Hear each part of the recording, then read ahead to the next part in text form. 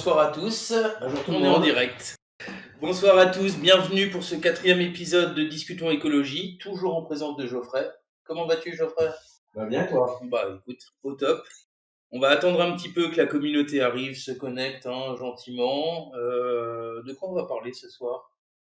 On va parler un petit peu du cycle de l'eau, je crois. Ouais, Hein. ouais. On va parler un petit peu des effets que ça peut entraîner, du rapport, qu'est-ce qui se passe avec le dérèglement climatique et le cycle de l'eau, quels sont les effets. Il y a les effets qu'on voit dès maintenant. On est quand même on rentre un petit peu dans une sécheresse, une augmentation des sécheresses depuis plusieurs années, notamment en France. Et puis on va parler un petit peu aussi des effets futurs, programmés, parce que c'est des choses qui sont dures à estimer, mais ce qu'on imagine à quoi va ressembler le cycle de l'eau dans quelques années.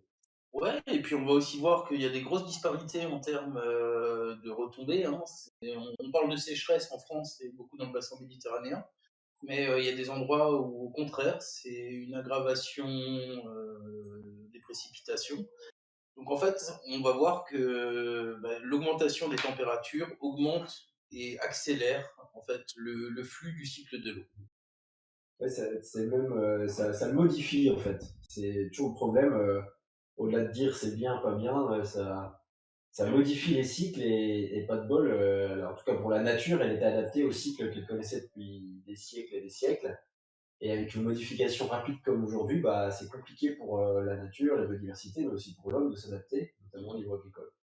C'est justement aussi un des enjeux d'un de nos partenaires. Alors bon, ils sont pas là ce soir, mais Écoterie, on a parlé avec leurs forestiers dernièrement et puis on sait que effectivement pour eux c'est un sacré casse-tête Ouais. parce que quand on plante des arbres, et c'est le cas chez Terra Bio DAO, on s'inscrit dans le temps long et les modifications du climat sont tellement rapides qu'aujourd'hui c'est un casse-tête pour savoir quelle essence planter pour pouvoir les exploiter dans quelques années, mais que ces arbres résistent aussi.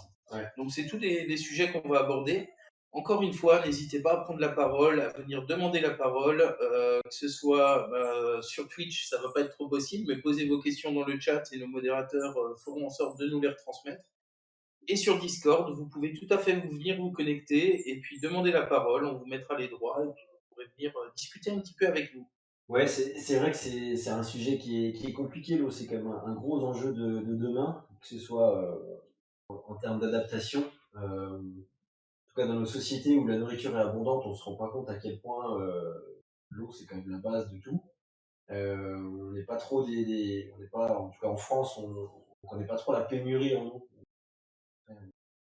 Très localisée. Quoi. Ouais, donc on n'a pas cette culture en plus de l'économie d'eau comme on pourrait avoir dans certains pays du Sud où ils sont habitués à ça depuis très longtemps. Je sais que l'agriculture en Israël, par exemple, toute l'eau qui est utilisée pour la consommation courante est réutilisée pour l'agriculture. D'accord. Ensuite, donc il y a déjà des solutions qui existent. Quoi. Il y a des solutions qui existent. Le problème, c'est qu'elles sont assez chères et en termes d'infrastructure, c'est gigantesque. C'est-à-dire qu'aujourd'hui, on en parlera peut-être un peu plus tout à l'heure, mais aujourd'hui, l'eau, là, si vous brossez les dents, l'eau, elle est évacuée, elle va être retraitée pour ensuite être remise dans les rivières, quoi, schématiquement. Il faudrait dévier cette eau, la retraiter, et puis ensuite refaire des canaux qui l'amènent directement dans des lieux agricoles. D'accord. Donc c'est une adaptation en termes d'infrastructure qui est faramineuse. Il y a des problématiques aussi de pollution. Mais bon, on va aborder le sujet peut-être un petit peu plus tard. Je me suis focalisé plus sur l'aspect cours d'eau, eau douce. Je vais pas du tout parler ce soir de la mer parce que c'est encore un sujet qui est très vaste et si on commence à aborder ce genre de choses, on n'a pas fini. Je rêverais de pouvoir aborder ce genre de sujet avec les gens de chez Aquaverse. Aquaverse, c'est un projet sur Elrond, donc qui est une blockchain concurrente, en tout cas une autre blockchain. Et c'est un projet qui vise à dépolluer les océans. Donc ils ont sorti une gamme de NFT. Euh, et ces NFT servent dans un jeu qui est lui-même ce qu'on appelle un play to earn. Donc c'est un jeu qui va te permettre de gagner de l'argent. Et avec les fonds qu'ils vont lever avec cet argent, ce qu'ils veulent faire, c'est planter des éponges pour dépolluer les microplastiques dans la mer. Donc eux, la mer, c'est leur spécialité et j'aimerais vraiment qu'ils puissent venir participer.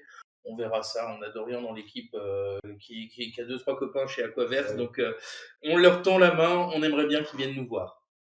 Alors, ce soir, on a dit qu'on allait se focaliser sur l'eau, les cours d'eau, l'évaporation, le cycle de l'eau. Enfin, le sujet est déjà très très vaste. Et donc, entre sécheresse et déluge, quel impact du réchauffement global sur le cycle de l'eau? Alors, hop, bah, voilà, mon petit sommaire. Donc, en préambule, on va vous faire un rappel rapide sur le réchauffement climatique, l'effet de serre. Prendre la base, on va reprendre des choses qu'on a déjà dites notamment dans le premier épisode de Discutons écologie, où je t'avais déjà fortement débroussaillé la chose. Ensuite, on va refaire un petit rappel sur le cycle de l'eau en lui-même. Donc ça, c'est nos cours de SVT du collège. Normalement, ça devrait aller pour tout le monde. Quel est l'impact du réchauffement climatique sur l'eau? Ouais. Est-ce que l'eau change d'état peut-être en changeant de température? Grande question, on verra ça. Les disparités à l'échelle de la planète, une accélération des flux. Donc en fait, le réchauffement vient accélérer les flux du cycle de l'eau. Et donc déluge et sécheresse, on a les deux. Pas au même endroit, mais on a des situations dramatiques dans les deux cas. Ça me rappelle cette blague du paysan qui pleure toute l'année en disant oh mon Dieu, mes champs vont pourrir, c'est la sécheresse, c'est la sécheresse. Et là, il se met à y avoir un orage qui arrive, et puis la pluie commence à tomber, et puis t'as l'agriculteur qui commence à pleurer oh mon Dieu, oh mon Dieu, oh mon Dieu, mes champs vont être noyés, il pleut trop. Mais jamais content. Mais effectivement, les deux peuvent être délétères, en tout cas pour ces cultures. Puis ensuite, on va parler rapidement des différentes retombées, et puis on va mettre en exergue tout ça avec quelques chiffres. Ok? Allez, c'est parti. Alors, on va faire un rapide rappel de ce qu'est l'effet de serre.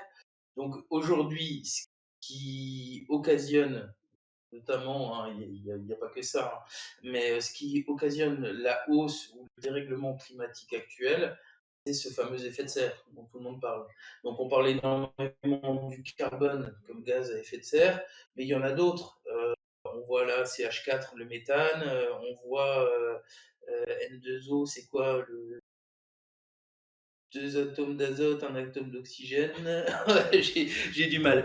Mais voilà, et on a également la vapeur d'eau, qui est aussi un gaz à effet de serre. Ouais, et puis bien préciser que l'effet de serre, c'est quelque chose qui est indispensable. Hein. Si on n'avait pas ça, on serait sur une planète glacée. Simplement, la problématique de l'effet de serre, c'est l'accentuation trop rapide. Le protoxyde d'azote, merci Michael, Merci. pour N2O. C'est l'accentuation trop rapide de l'effet de serre. Et cette rapidité ne permet pas une adaptation facile, quoi, on va dire. Que ce soit pour nous ou pour la faune et la flore. D'accord. Voilà. Mais sinon, l'effet de serre est quelque chose de tout à fait naturel, de tout à fait indispensable. On ne serait pas là sans. Voilà. Donc on en a besoin. Mais c'est toujours pareil dans la vie, c'est une question de proportion et de vitesse des changements, quoi, surtout. D'accord. Donc voilà, ce fameux effet de serre qui fait réchauffer la planète. On voit aujourd'hui qu'on a une hausse significative des températures. Cette hausse n'est pas la même partout. Ça, c'est des choses qu'on avait déjà vues il y a quelques semaines maintenant. Alors, juste pour info, Michael nous dit que le N2O, c'est le protoxyde d'azote. Et puis, si je me souviens bien, pour les fans de Fast and Furious et de ce genre de choses, protoxyde d'azote, c'est pas l'équipe noce. Il me semble. La communauté confirmera ou infirmera ce que je raconte. Mais voilà, au moins, ça permet de s'en souvenir. Qu'est-ce que je racontais? Je me souviens des conneries, mais je me souviens plus de ce qu'on disait, du coup. Du coup, ouais, on parlait de l'effet de serre et puis du dérèglement climatique qu'on connaît actuellement. Ouais. Et puis après, on va expliquer un petit peu comment ça modifie le cycle de l'eau. Parce que c'est vraiment un cycle. Et surtout, le fait, on en avait déjà abordé ça, notamment lors du quiz il y a 4 rendez-vous. Le réchauffement n'est pas le même sur l'intégralité du globe. C'est-à-dire qu'il y a des zones qui vont se réchauffer plus vite. Ouais. Aujourd'hui, on se rend compte que c'est les zones, les terres immergées, qui sortent de l'eau, et principalement aussi l'hémisphère nord, et beaucoup plus le pôle nord que le pôle sud, Et bah, c'est ce qui est problématique, hein, parce que le pôle Nord, c'est une grande calotte glaciaire. Et puis, bah, plus ça, la glace, c'est ce qu'on disait tout à Mmh. l'heure, hein, quand les températures montent, la glace fond. Et donc, bah, tous les problèmes qui Ouais. sont liés de hausse des océans, de dérèglement aussi des différents courants marins qui influent eux-mêmes sur les différents courants aériens, si je ne me trompe pas. Ouais, bah, il faut voir aussi que c'est une question physique, de masse. L'océan, c'est une masse, très profonde, qui est énorme en quantité, donc c'est beaucoup plus long de réchauffer l'océan que de réchauffer un continent. Par exemple, pour schématiser ça assez simplement, pourquoi est-ce que, chez nous, en France, il fait plus chaud en juillet-août, alors que le solstice d'été, il est en juin?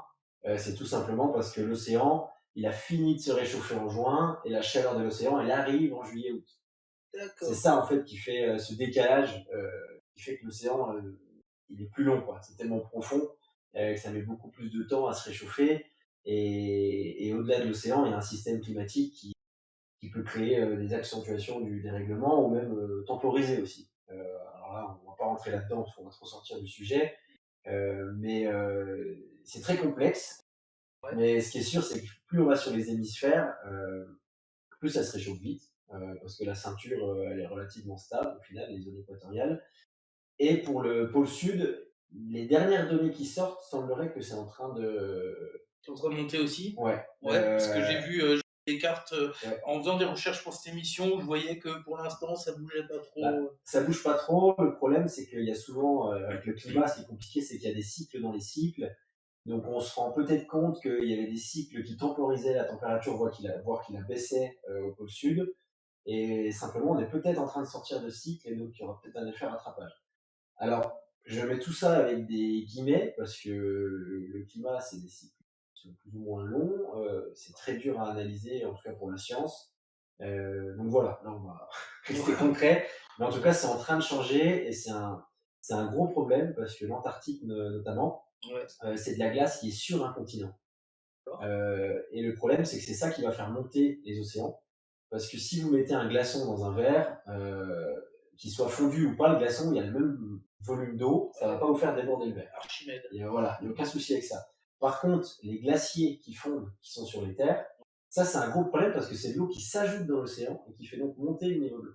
D'accord, Donc on en a beaucoup parlé, je crois il y a quelques semaines, il y a un énorme glacier qui est en train de fondre en Antarctique. d'accord. Beaucoup de scientifiques sont inquiets. Alors ça va pas se faire du jour au lendemain, mais ce glacier a la capacité de monter le niveau des océans de manière assez phénoménale. En tout cas. Donc c'est voilà la problématique pour le moment. Au pôle sud, ok, ça tient à peu près. On a moins d'anomalies qu'au pôle nord, mais ça arrive. D'accord. Voilà. Ouais, bon, c'est Si, pas très si ça encourageant peut tout mettre un ça. peu de joie à tout le monde. Ouais, ouais. Et puis, bah, c'est une question aussi que je me posais, j'essaierai d'y penser un petit peu plus tard, mais je me posais la question notamment des glaciers, qui, si je me trompe pas, alimentent énormément aussi les cours d'eau et les rivières. Ouais. Donc, il y a une partie qui est issue des pluies, mais il y a une grosse partie qui est issue de la fonte des glaces. Et bah, si demain, dans les Alpes notamment, dans les Alpes, les Pyrénées, etc., ce qui nous entoure, bah, il n'y a plus ces glaciers, il n'y a plus ces neiges, ou si elles durent moins longtemps, est-ce qu'il n'y aurait pas un impact aussi dans nos cours d'eau? Donc, bon, ça c'est une question. J'ai pas trouvé de réponse claire, nette et définitive. J'aurais bien aimé la poser à quelqu'un qui maîtrise le sujet. Mais Alors, je maîtrise pas le sujet, mais je peux donner quelques clés. En fait, ouais, il faut voir que les glaciers, qu'est-ce qui nous apportait à être relativement volumineux? Euh, c'est que ça faisait une sorte de tampon. Euh, si le glacier en fondant, il va alimenter les cours d'eau. Donc du coup, vous allez avoir quand même un débit d'eau assez important lors des saisons sèches. Alors nous, en Europe, les Alpes, on devrait quand même garder quelques glaciers, mais je sais qu'en Inde ou en Afrique, c'est un énorme problème parce qu'il y a potentiellement des glaciers qui vont disparaître. Et du coup, ça va totalement casser le cycle de l'eau des rivières, parce que ces rivières, la seule chose qui faisait que c'était alimenté en eau durant la saison sèche, c'était la fonte des glaciers. d'accord. Si on n'a plus ces glaciers, qu'il n'y a plus cette fonte, ou qu'en tout cas cette fonte elle arrive trop tôt, Mhm. c'est possible qu'on ait des rivières qui ne s'asséchaient pas, qui s'assèchent totalement. Alors, dans nos régions, j'en ai pas connaissance, je ne sais pas si ça peut arriver. Ça modifie le cycle, c'est sûr, au point de perdre totalement un glacier, je ne sais pas. Là-dessus, j'ai pas la réponse, mais je sais qu'en Inde et en Afrique, il y a des gros, ça va vite Des arriver grosses aussi. problématiques. Ouais. D'accord, d'accord. Pour, exa- Pour illustrer un petit peu ce que tu nous disais tout à l'heure, il y a Michael qui nous dit là que effectivement, bah, comme la chaleur de la mer arrive sur les côtes en juillet-août, alors Ouais. que l'équinoxe est en juin, bah, il nous dit bah, c'est pareil un petit peu dans les villes, il fait vraiment très chaud vers 17-18 heures, alors que le pic de température normalement est entre midi et 13. C'est parce que, ouais, comme tu le disais, les pierres emmagasinent la chaleur et la L'inertie, ouais. restituent, c'est C'est l'inertie, c'est l'inertie un effet thermique, ouais. d'inertie thermique. Ok, bah, merci pour cet exemple, Michael. Donc, comme on vous le disait tout à l'heure, les températures vont s'accroître plus rapidement et plus fortement. En tout cas, elles s'accroissent à l'heure actuelle plus rapidement et fortement dans l'hémisphère nord que dans l'hémisphère sud. Donc ça, c'est un graphique que j'ai tiré de la NASA. Il y a une petite vidéo qui circule sur YouTube, je peux vous mettre le lien. D'ailleurs, si quelqu'un veut le mettre, je l'ai mis dans la partie source de la partie staff de Discord.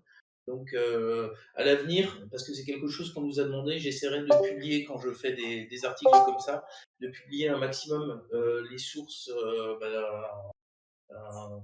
voilà, les référencer quelque part pour qu'on puisse aussi les divulguer à la Ouais. communauté par la suite et qu'ils puissent aussi approfondir ces différents sujets. Donc, ouais, comme je vous le disais, en fait, ça c'est un petit graphique qui nous montre la distribution des anomalies de température en été dans l'hémisphère nord. Alors, c'est une vidéo, hein, je vous ai fait 3 screens juste pour illustrer la chose. Donc, en fait, vous voyez, donc c'est une courbe parabolique. Ouais, Ouais, une courbe. une courbe. Donc, au milieu, la partie blanche, c'est quand tout va bien, quand on est à Dans la moyenne. l'équivalent dans la Ouais. moyenne des normales de saison. Voilà. Plus on va aller vers le côté bleu, plus les températures vont être inférieures aux normales de saison, sachant que la hauteur signifie le nombre d'occurrences. Voilà. Et plus on va aller vers le rouge, plus on va avoir des températures qui vont monter, donc plus on sera bas et plus on sera du côté du 5, plus les différences de température par rapport aux normes de saison seront accentuées. Donc, juste à titre d'exemple, voilà, ça c'est pour la période allant de 1955. Merci Koutakou d'avoir partagé la petite vidéo. Donc voilà, ça c'est la période allant de 1955 à 1965. On voit qu'on est encore sur la même courbe de base. Vous voyez en vert qu'il y a la courbe verte de la normale qui est dessinée. Et maintenant, on va faire un bond dans le temps. On va se propulser 40 années en bond. Donc là, on n'est même pas encore à ce qu'on vit aujourd'hui, hein. On est entre 2000 et 2010.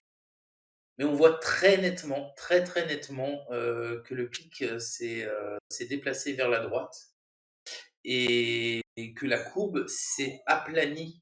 Et on va voir, hein, si, pour ceux qui regarderont la vidéo, plus on avance dans le temps, plus elle s'aplanit et plus elle va vers la droite. Donc, plus on a une fréquence de hausse de température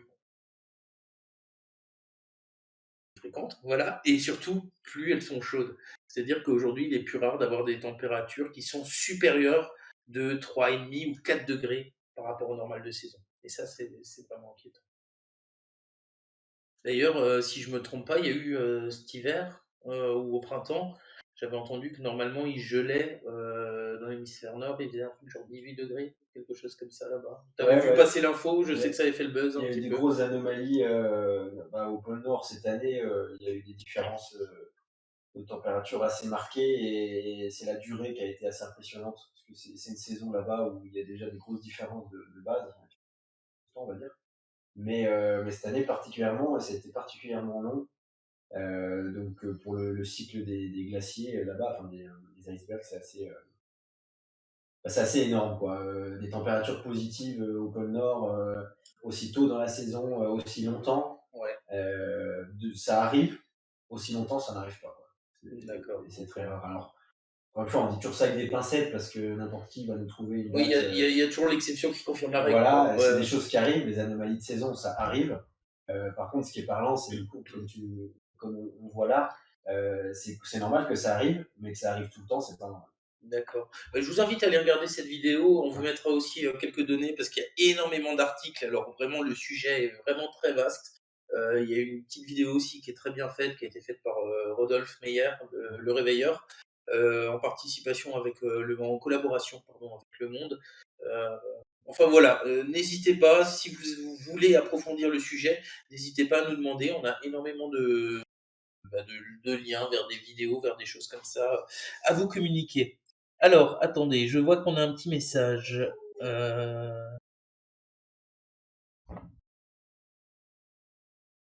Oui, voilà. Alors effectivement, on m'a mis un message, on me dit c'est pour ça qu'on parle plus de dérèglement climatique que spécifiquement de réchauffement climatique, parce qu'il y a beaucoup de volatilité et d'anomalies. C'est exactement ce qu'on disait, hein. Il y a même des zones où la température n'a pas tendance à baisser. Bah si, pour l'instant, elle baisse encore un peu. Peut-être qu'il y aura cet effet de rattrapage Bah, dont tu nous parlais tout à l'heure. en fait, il y a les deux. Le réchauffement induit un dérèglement. Ouais. C'est surtout ça. Parce que alors, moi, je fais toujours attention à pas trop parler que de dérèglement parce que ça pourrait effacer qu'il n'y a pas de réchauffement. Il y a un réchauffement qui entraîne un dérèglement.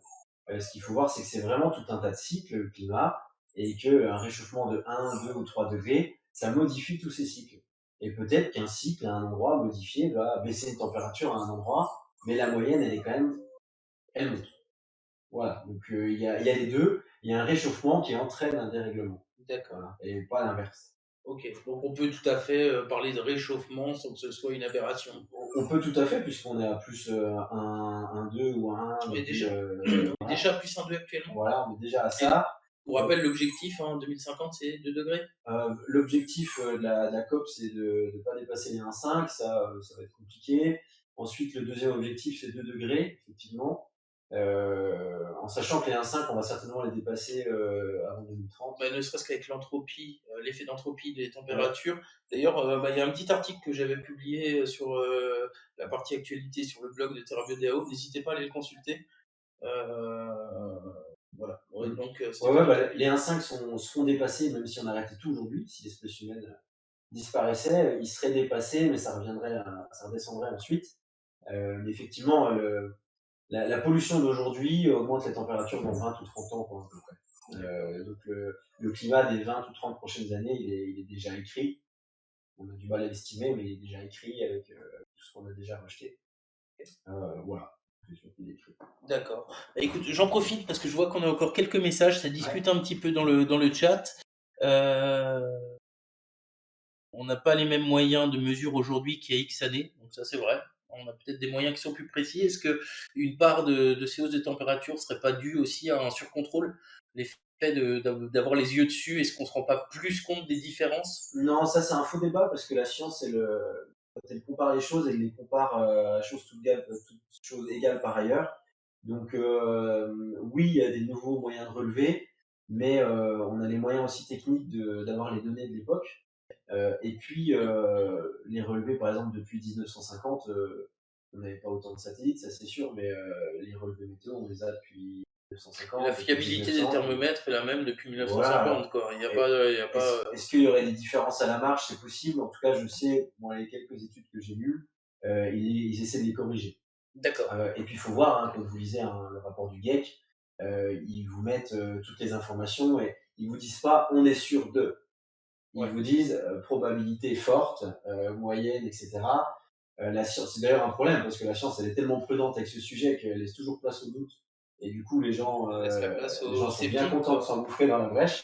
Mais de manière générale, aujourd'hui, c'est quand même assez flagrant. Là, les données qu'on a sur le tableau qu'on a à l'écran, je veux dire, en 1950, le thermomètre, il marchait très bien. Voilà. Et puis, il y a aussi des données géologiques qui sont assez faciles à avoir. Hein. Les plaques glaciaires, on sait à peu près le climat qu'il faisait, et on le sait aussi grâce aux plantes. Quand vous récupérez des sédiments, vous récupérez des graines, enfin des pollens le plus souvent. Et par exemple, si vous savez que, je sais pas, le chêne ne peut pas survivre en dessous de -50, s'il y avait du chêne à cette époque-là, c'est qu'il faisait pas -50. Donc on a aussi tout un tas d'indices, en tout cas là je parle pour les temps beaucoup plus longs, on a tout un tas d'indices qui peuvent nous dire. Une autre chose qui marche bien, si on va aller encore plus loin que 1900, plus loin dans le temps. Bah, je sais, je me permets, hein, Ouais. je sais qu'il y a la possibilité d'aller contrôler le taux de CO2 qu'il y a eu dans les années passées Ouais. par du carottage, notamment du carottage de glace C'est pour le CO2. Mais est-ce qu'il est possible de faire la même chose avec les températures, est-ce qu'il y a eu un impact sur la carotte de glace? Est-ce que la glace est plus dense ou moins dense Bah, en fonction mais de la température qu'il y a pu y avoir? on va, pareil, ça va être des indices. Si par exemple au Groenland, vous trouvez des graines de certaines plantes, des Ouais, pollens plutôt, vous savez que la température est assez élevée pour qu'elles puissent pousser. Donc vous avez plus on s'éloigne, moins c'est précis. Ça, c'est sûr et certain. Si on va plutôt dans les années, je sais pas, au 10e, 11e, 12e siècle, là on a des données assez faramineuses qui viennent souvent des monastères ou des religieux qui notaient tout. d'accord. Donc on a parfois des bonnes données là-dessus. Mais c'est clair que avant 1900, les données, elles sont quand même plus compliquées et moins précises. Entre 1900 et 1950, on commence à avoir des relevés relativement précis. Et puis après, passé 1950, enfin un petit peu plus tard, une fois qu'on a les satellites, là c'est de la précision, c'est de l'ultra précision. Mais c'est intéressant là-dessus le réchauffement climatique parce que l'accélération qu'on voit actuellement, euh, ça s'est vraiment accéléré en 30 ans en fait. Ouais, c'est Euh, l'industrialisation, quoi. bah, C'est même c'est même post-industriel. pas l'industrialisation, c'est la pollution passée. Hein, qui, Oui, on a qui- commencé dans les années 1900. Tu nous disais voilà, tout à l'heure, il y a cet effet d'entropie, donc il y a peut-être un décalage de 30 ans. le décalage. Mais c'est ça, quoi. Ouais, on voit les Il y a un accélérations. siècle, quoi, que ça a commencé. Et puis de plus en plus, on arrive à décrypter les cycles. Par exemple, on parle beaucoup des cycles solaires. Ben, tu Et, vois, je me permets de te couper, hein, parce qu'il y ouais, a Greg, donc Greg qui va peut-être rejoindre notre équipe de rédacteurs et qui est justement spécialisé dans l'eau. Et il nous fait un petit commentaire, il nous dit il faut différencier la variabilité naturelle du climat, qui est une oscillation, des oscillations j'allais en parler. annuelles, pluriannuelles, autour d'une normale, et la tendance de la normale qui, pour le coup, augmente concernant la température. Ouais. Et ça, on peut plus en douter. Bah, c'est exactement ce que j'allais dire, où il y a des cycles de réchauffement et d'abaissement de température dans les cycles solaires qui sont bien calculés aujourd'hui, qui sont tout à fait normaux. Hein. Des fois, ça monte un petit peu, ça baisse légèrement, mais il faut bien les différencier grâce aux moyennes comme on a là. On voit bien qu'on sort totalement Ouais, c'est pas du juste un réglage pic, c'est précédent. vraiment, c'est Ouais. pas une anomalie. Voilà, Voilà, si on ça avait une devient. année très chaude, bah écoutez, ça arrive. Hein.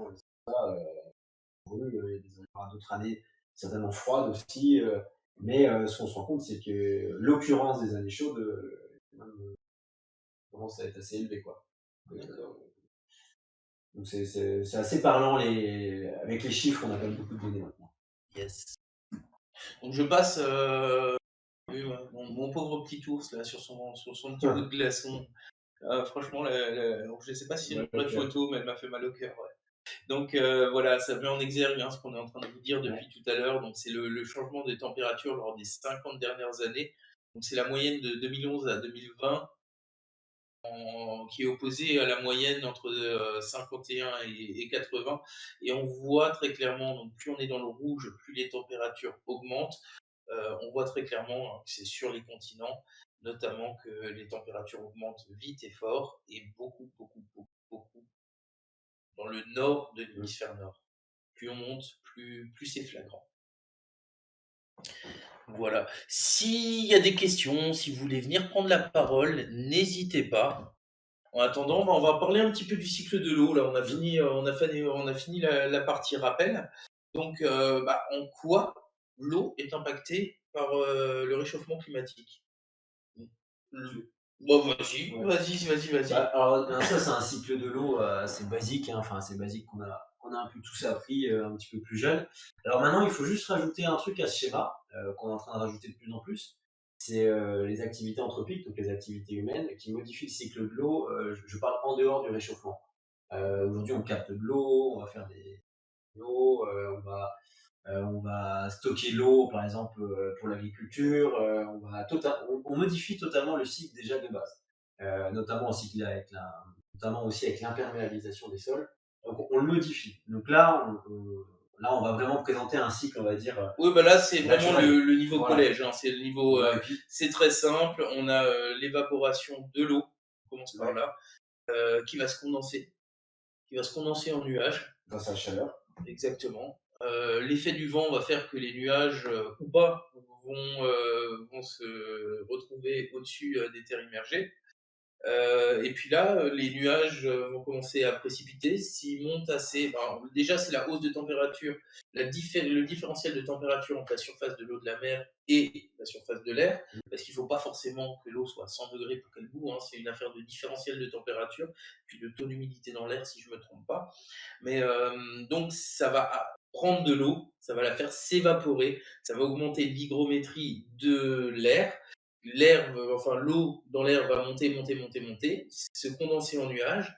Et puis avec le refroidissement des hautes altitudes, ces nuages vont commencer, les molécules d'eau vont s'agréger, vont se transformer en gouttelettes qui, avec le temps, vont commencer à tomber.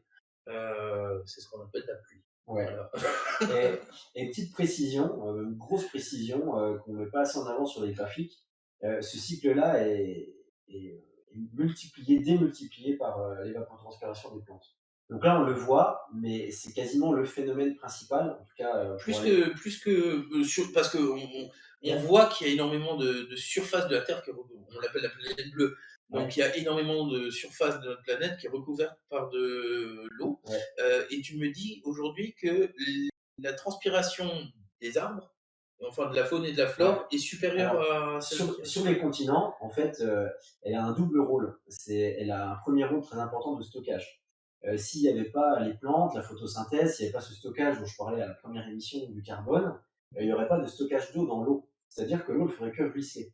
Donc, quand il pleuvrait, directement, elle ruissellerait, elle irait directement dans les fleuves, les rivières, et elle irait dans l'océan. Il n'y aurait pas de stockage sur Terre comme on a aujourd'hui. Aujourd'hui, sur les continents, il y a un stockage énorme. Le deuxième facteur qui est phénoménal, c'est la transpiration des plantes, fait que ça se réévapore, et du coup, ça va pleuvoir plus loin. Par exemple, l'Amazonie, je sais qu'elle augmente la mousson grâce à son évapotranspiration. Si on rasait la forêt, la mousson serait moins importante et moins longue. Et elle serait plus localisée sur les côtes. Elle serait plus localisée sur les côtes. Okay. C'est assez important de se rendre compte de ça parce que là encore, avec l'imperméabilisation des sols, on casse un petit peu ça. Et il y a un effet aussi qui empire, c'est-à-dire que quand vous avez une sécheresse, que les arbres n'arrivent plus à pomper l'eau, du coup, ils transpirent plus d'eau, et du coup, ça amplifie le phénomène de sécheresse, parce qu'il y a encore moins de chances qu'il pleuve. Alors que s'il pleut beaucoup, les arbres vont dégager beaucoup d'eau, et vous avez de fortes chances de recréer des nuages, et que ça aille un petit peu plus loin, et que ça retombe. Okay. C'est pour ça qu'il faut voir qu'il y a vraiment des cycles, et puis, comme je disais au tout début, cette rétention d'eau dans le sol, qui est énorme. C'est des mètres cubes et des mètres cubes d'eau dans le sol. S'il n'y avait pas le sol qui a été créé, on n'aurait que du ruissellement partout. Et on n'aurait pas du tout la même planète aujourd'hui. Voilà. Donc ça, c'est des cycles qui sont quand même un peu fragiles, notamment en Amazonie, où si on continue à abattre la forêt comme on le fait, il y a un risque quand même de savanisation de la forêt, quoi. Voilà. D'accord. C'est pas le seul facteur, mais c'est quasiment le facteur principal aujourd'hui. Tu vois, je m'en doutais pas. Je pensais pas que en fait les forêts permettaient de porter la pluie plus loin. Voilà. J'ai plus les chiffres en tête d'évaporation par mètre carré de forêt, mais si vous regardez en litres, c'est phénoménal. C'est énorme. Ouais, okay. Je vois qu'il y a une question importante qui a été traitée apparemment. Alors, comment on explique que ce soit surtout au pôle Nord qu'au pôle Sud que le climat se réchauffe? Alors, on a Greg qui répond. Greg, après, je t'inviterai à venir prendre la parole hein, si tu le souhaites en direct. Cette différence est due au fait que l'Arctique est un océan recouvert de glace de mer, tandis que l'Antarctique est un continent surélevé, recouvert de glace et de neige plus permanente. Voilà. Voilà. Donc, voilà. On a l'explication. Surtout que la surélévation, trop timide. C'est notamment un facteur aggravant, puisque par exemple, quand un glacier fond, notamment dans les zones dans les pôles, si par exemple il perd 1 km, 500 mètres de hauteur, tout le monde, enfin beaucoup sont peut-être déjà allés au ski, vous voyez la différence entre le moment où vous prenez le télésiège et quand vous arrivez au-dessus, la différence de neige, de froid. C'est pareil en fait sur les pôles, plus ça fond, moins le glacier ou l'iceberg est haut, plus il fait chaud. Et plus ils font vite. Mais est-ce qu'on parle vraiment de couches de neige de 500 mètres? C'est combien Alors ça, je ne saurais pas dire. Non, mais c'est une question que Greg il connaît les profondeurs, mais je peux vous dire que c'est beaucoup. C'est beaucoup. Moi, Ouais, c'est on tout ce parle que je peux vraiment dire. de hauteur Ah ouais, de plusieurs centaines de mètres. ouais, ouais, ouais, Ok, facilement. ok. Est-ce qu'il Salut y a Gator, bienvenue. Alors, on va reprendre tout à l'heure. Gator, c'est lui qui nous a soufflé délicatement à l'oreille le thème de la réunion de ce soir. D'ailleurs, il a écrit un article, hein, toujours que vous pouvez retrouver sur le blog de notre site Terra Bio DAO. Donc, je vous invite à aller le voir.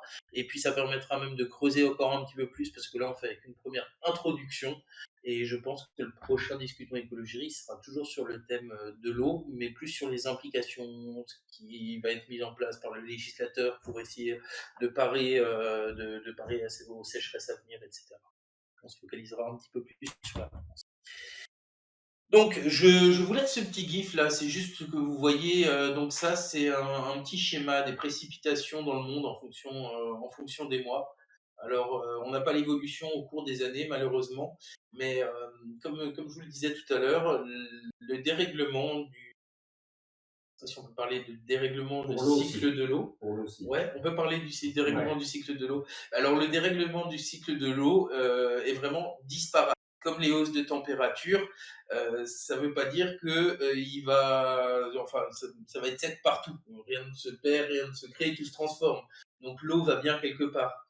Donc en fait, on va avoir des zones où on va avoir des sécheresses accrues. Et il y a des zones en revanche où l'eau va tomber davantage. Alors, moi, tout à l'heure, j'allais dire que c'était bénéfique, on m'a corrigé, parce qu'effectivement, même s'il y a plus d'eau, les quantités d'eau qui vont tomber seront telles. En fait, c'est un problème de débit. Ouais. Et c'est ce que disait tes maraîchers, hein, on parlait de la blague sur l'agriculteur qui pleurait tout à l'heure. En fait, tout est un problème de débit. Il faudrait qu'il pleuve peu, mais Bah, souvent. disons que la chaleur, naturellement, a tendance à accélérer les flux, donc elle a tendance à augmenter les sécheresses, mais aussi quand il pleut, à augmenter la pluie. On l'a connu l'année dernière, l'été dernier. Je sais pas, tu te souviens, moi j'ai eu mon champ qui a été totalement inondé Et, sur une zone qui a jamais été inondée en termes de précipitation en plein mois de juillet. C'était en 40 ans de relevée, c'était jamais arrivé. Euh, Parce que ça accélère les flux. L'autre problématique en fait de cette modification, c'est que il faut imaginer un terroir en fait. Chaque espèce, chaque culture, l'agriculture, elle est adaptée à son terroir. Donc si par exemple on dit il va pleuvoir un peu plus à un endroit, un peu moins à un autre, même un endroit qui est habitué à la sécheresse, s'il pleut trop, la biodiversité à cet endroit-là n'est pas adaptée à cette pluie. Donc c'est pour ça que la modification pose problème, parce que l'adaptation c'est long. On peut penser que c'est très rapide, mais c'est très long. Donc si demain on a, je dis n'importe quoi, un climat tropical qui arrive à un endroit qui n'est pas du tout habitué à un climat tropical, la faune et la flore, elle va pas suivre aussi rapidement. C'est pas elle ne possible. migre pas, il y a pas d'affaire de migration. Il y a des phénomènes de migration, mais il faut que ce soit possible. Par exemple, imaginons, pour reprendre un exemple tropical, alors là je fais totalement de la fiction, on imagine l'Europe devient une zone tropicale. Comment est-ce que la faune et la flore tropicale va arriver chez nous? Il y a le désert du Sahara qui empêche toute migration vers le haut. Et puis il y a aussi la vitesse de propagation. Même s'il n'y avait pas de barrière, par exemple, barrière naturelle, c'est très compliqué pour des espèces de monter très vite pour tout un tas de cycles. Un prédateur, par exemple, qui est adapté à la chaleur, même s'il arrive à survivre dans une zone plus chaude, si ses proies elles n'ont pas suivi, il n'aura pas de quoi bouffer. Donc il va mourir. Et puis c'est pas optimal. Je veux dire, il va peut-être survivre, mais il sera pas. Voilà, alors, disons que c'est une question de temps d'adaptation. Si le réchauffement, on a un réchauffement comme on a aujourd'hui, s'il prenait 1000 ans, 2000 ans, 3000 ans, les espèces, elles s'adapteraient, il y a des échanges. Les migrations entre des oiseaux, ça fait des échanges de gènes, etc. Mais c'est des cycles qui sont très longs, en fait. L'adaptation, elle est très longue. On le voit, ça, la modification, comme ça peut être compliqué pour la biodiversité, on le voit assez bien en Europe. En Europe, on a une biodiversité qui est relativement pauvre, contrairement à l'Amérique. Parce qu'en Amérique, pendant la dernière glaciation, en fait, si vous regardez l'Amérique, il n'y a pas la Méditerranée, donc il n'y a pas de barrière naturelle. Donc toutes les espèces, elles ont dû migrer vers le sud pendant la glaciation. Et elles ont pu remonter à la fin de la glaciation. Nous, en Europe, c'est pas le cas, parce qu'on a la Méditerranée qui bloque. Donc c'est pour ça on a une biodiversité qui est plus faible en Europe, notamment à cause de ça. D'accord. Contrairement en Amérique où ces mouvements sont beaucoup plus simples. Oui, parce qu'il n'y a pas de barrière. On est obligé de passer par le Moyen-Orient. Donc il faudrait attendre plusieurs millions d'années pour avoir une biodiversité aussi folle qu'on peut l'avoir en Amérique du Nord ou du Sud.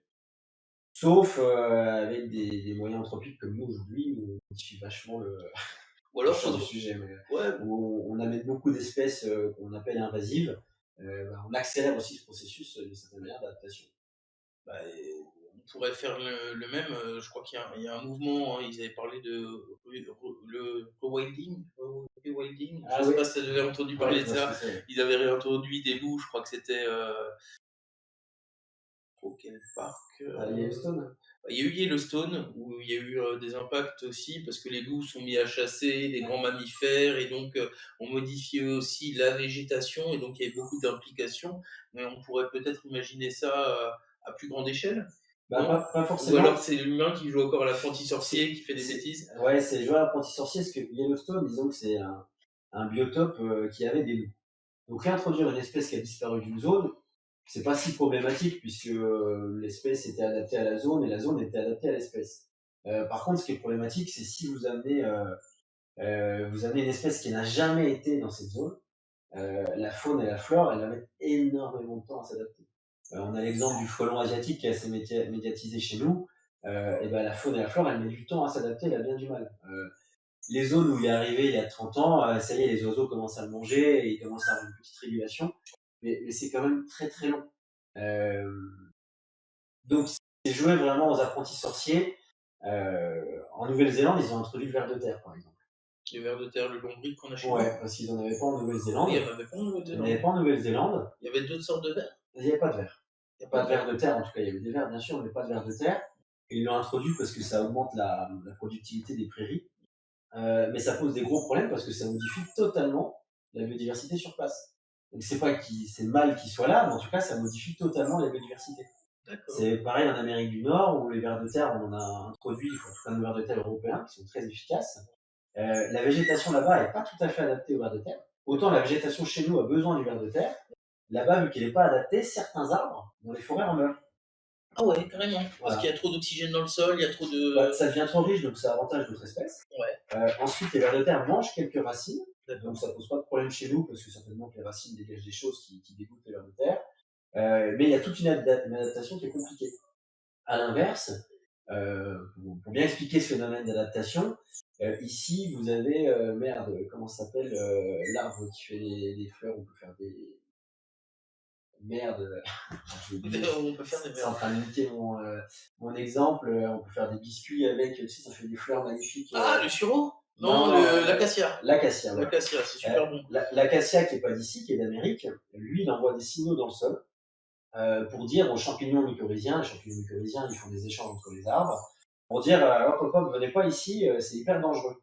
D'accord. Et du coup, en fait, en Amérique, c'est cramé. Tous les champignons ont capté le manège, donc ils s'en foutent du signal, ils y vont quand même. Ouais. En Europe, pas du tout. Du coup, l'acacia, il a un énorme avantage compétitif par rapport aux autres arbres, c'est qu'il est tout seul dans sa zone, sans compétition. D'accord. Et petit à petit, ça va finir par s'adapter, mais c'est très, très long. Est-ce qu'il a tendance à tuer aussi les arbres qui sont autour? Bah, Par le fait que les champignons ne. il va pas les tuer directement, mais il a un avantage. Donc, c'est-à-dire que pendant les zones de sécheresse, par exemple, il va certainement avoir un peu plus de ressources que l'arbre d'à côté. Donc, l'arbre d'à côté va certainement mourir, alors que lui va réussir à tenir. Et cet avantage compétitif va faire qu'il risque de devenir dominant dans une zone, alors que c'est jamais très bon une espèce dominante. Quoi qu'il arrive, la nature, elle fait en sorte qu'une espèce dominante, elle se fasse dégommer au bout d'un moment et que la diversité un peu partout. Donc voilà, c'est des exemples de l'apprenti sorcier d'amener des espèces, mais en même temps, on n'aura peut-être pas le choix si le réchauffement continue aussi. Mais on ne sait pas toujours ce que ça donnera. Ouais, voilà. Sortie du cycle de l'eau. Mais... Ouais, on s'est écarté un petit peu, mais je trouve que c'est super intéressant, donc n'hésite pas. Donc oui, bah là, c'était juste une petite image pour mettre en exergue le fait que les mêmes causes entraînent des effets qui sont très différents d'un endroit à l'autre. Et même aux mêmes endroits. Et même aux mêmes endroits. Bah, l'année dernière, on a eu des inondations énormes en Belgique, en Allemagne. On aura certainement une énorme sécheresse cette année. D'accord. Voilà. Ouais, donc on accentue les différences en fait entre les. Il faut imaginer les choses un peu comme des flux. Alors là, je schématise vraiment. mais c'est des flux avec la chaleur qui vont plus vite. Ouais. Donc une sécheresse aura tendance à durer plus longtemps, à être plus forte. Et- Un épisode de pluie ou de goutte froide, comme on a appelé ça l'année dernière, aura tendance à être plus forte et plus longue. D'accord. Voilà. Ok. La chaleur, c'est de l'énergie en fait. Donc l'énergie, plus il y a d'énergie dans le système, plus le système il va à fond les ballons. D'accord. Ouais, c'est très schématique, hein, attention. Oh, oui, oui, ben c'est pour ça qu'on va passer rapidement. Donc voilà, donc là, deux schémas. Au-dessus, vous avez la hausse des températures moyennes en surface euh, et les variations des hausses. Et en dessous, vous avez l'évolution des précipitations moyennes. Donc comme vous le voyez, alors je ne sais pas si on voit ma souris à l'écran, hein, mais on voit que sur le schéma du bas, notamment sur la deuxième sur le schéma qui est en bas à droite, on voit que la zone méditerranéenne est jaune, jaune foncé, orange, presque rouge. Et donc, on voit que ça augure des sécheresses à venir. Même sur la partie France, hein, on est sur du beige. Espagne, toute la côte atlantique qui va être durement touchée par ces sécheresses. Ça va aussi sûrement s'accentuer sur les zones du Maghreb. D'ailleurs, je vous donnerai quelques chiffres tout à l'heure, hein, mais d'ici 2030, ils estimaient à 700 millions le nombre de personnes qui devraient être déplacées parce qu'elles vivront dans des zones qui seront justement invivables. Euh, donc 700 millions d'ici 2030. Ouais. 2030, c'est demain, hein, c'est dans 8 ans. Et puis voir aussi deux autres facteurs qu'on ne voit pas là, parce que là c'est le cumul annuel. Ouais. C'est la modification du tempo des précipitations, c'est-à-dire que nous en France ça va baisser un petit peu, mais pas tant que ça, mais il y aura tendance à beaucoup plus pleuvoir en hiver et moins en été. Donc il y a ce problème-là, nos cultures c'est en été qu'elles ont besoin d'eau. On est content d'avoir de la pluie en hiver, mais on en a quand même besoin en été. Et puis l'autre problème aussi, c'est que s'il fait plus chaud, ça s'évapore plus vite. Donc même si on avait des précipitations constantes, il y aurait quand même un assèchement des sols puisque ça s'évapore plus vite. Oui, et puis Voilà. autant dans les zones humides, l'évaporation va aller se condenser très vite en nuages et faire encore plus de pluie, hein, c'est ce qu'on a vu tout à l'heure. Autant dans les zones déjà sèches, il y a trop peu d'évaporation pour créer des nuages, pour que ça se condense et que ça retombe en pluie. Donc en fait, ça accentue encore cette sécheresse. Voilà, et puis ça peut s'accentuer encore plus, puisque on va en parler un petit peu après, mais avec des incendies, on peut du coup tuer les arbres qui sont dans la zone, du coup plus d'évapotranspiration du tout, en tout cas parce qu'ils vont prendre l'eau qui sont dans les nappes, à un moment où il n'y a plus d'eau dans les sols, et du coup il n'y a plus cette évapotranspiration, et un phénomène qui était léger va vraiment s'accentuer à la mort des arbres et de la forêt qui était adaptée.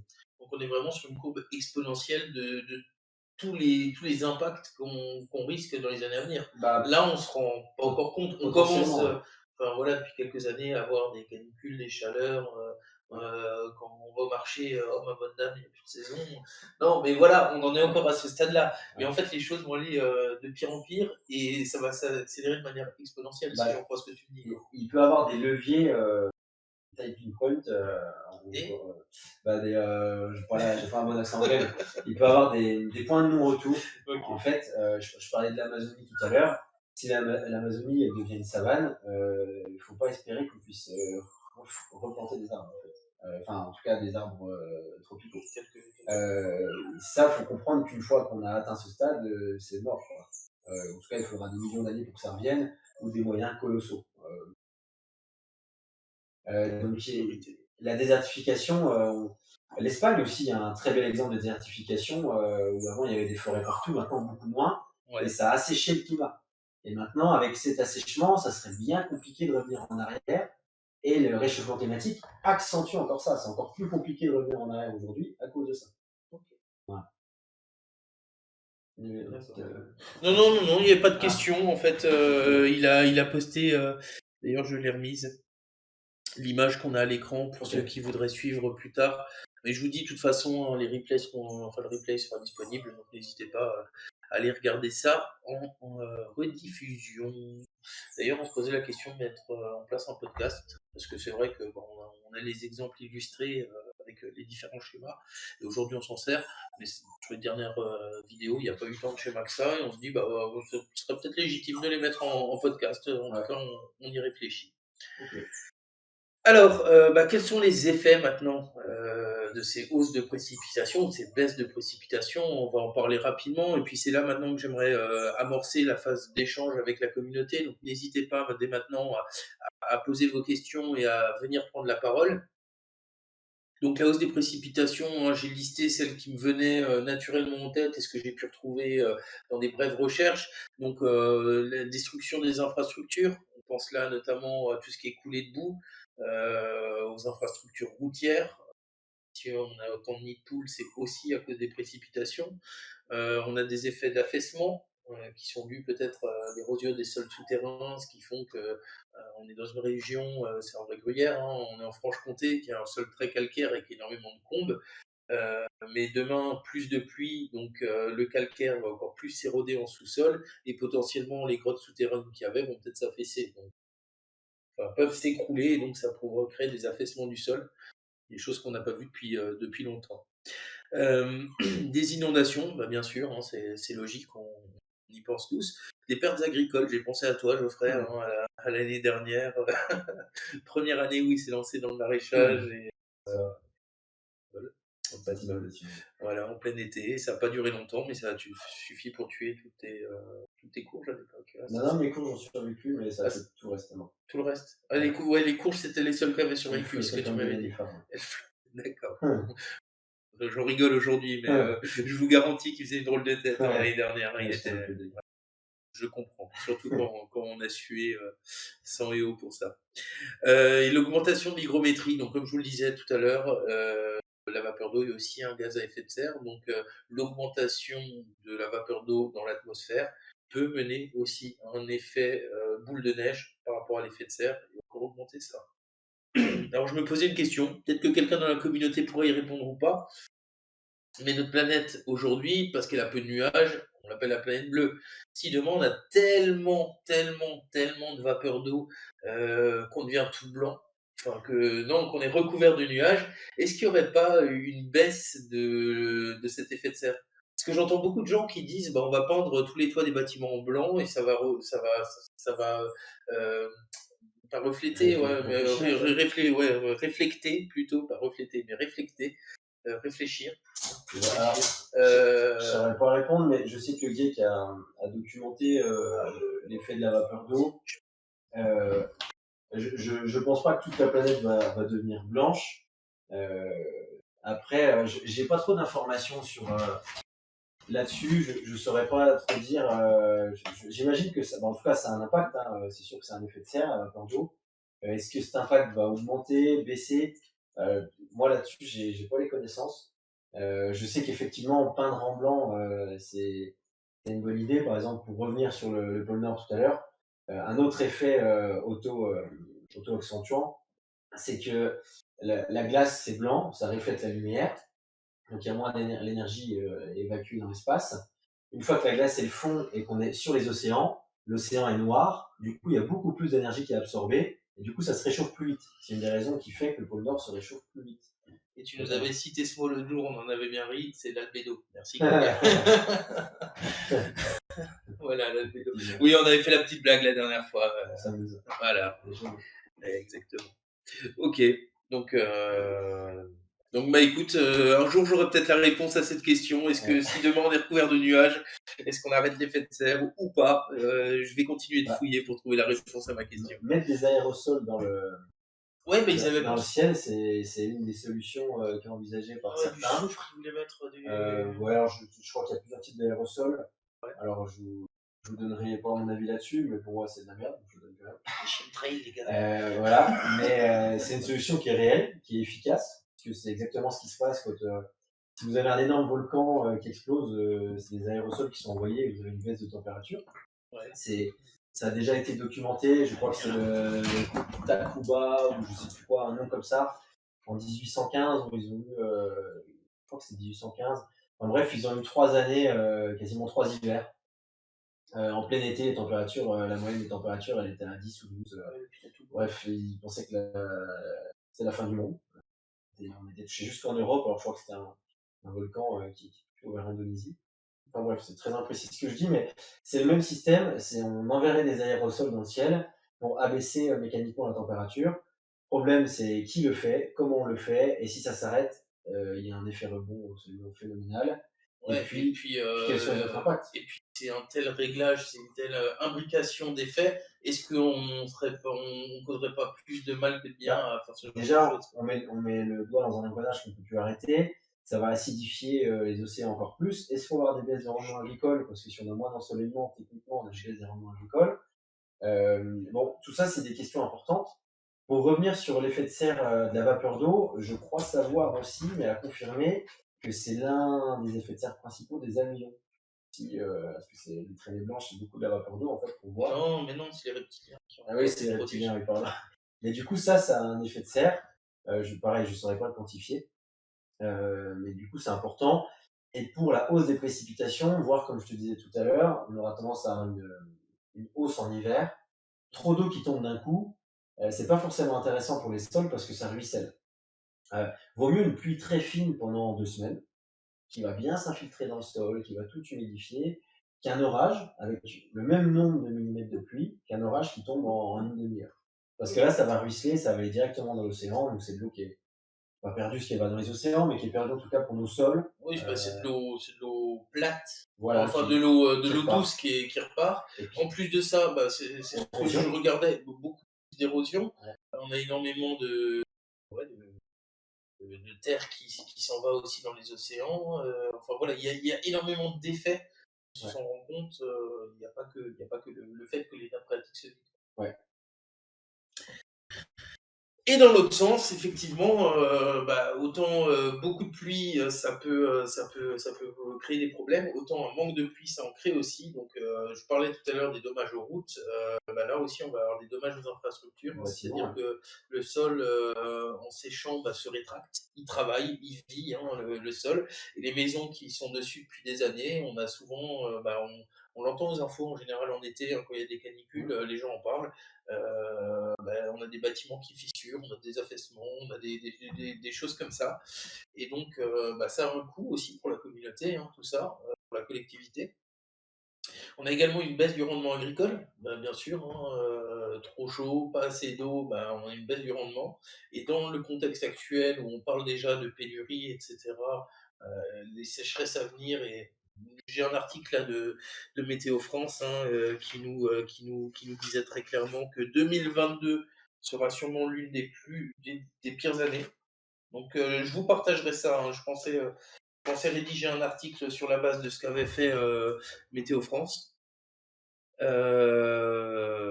Voilà. Alors, on a des commentaires. Typiquement, les nuages de cendres issus des éruptions volcaniques ont engendré des aires glaciaires dans l'histoire de la planète, entre autres phénomènes.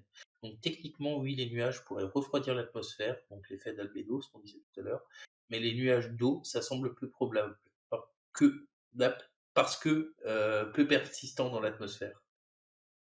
Et on a Michael qui nous a partagé une petite Mm. vidéo sur l'albédo. Donc les gens sur Twitch, hein, n'hésitez pas à venir sur le Discord, c'est là que tout se passe, c'est là que vous aurez toutes les infos, toutes les sources, tous les liens. Et puis c'est là où vous pourrez venir nous causer aussi, enfin, quasiment tous les jours, on dit tout ça.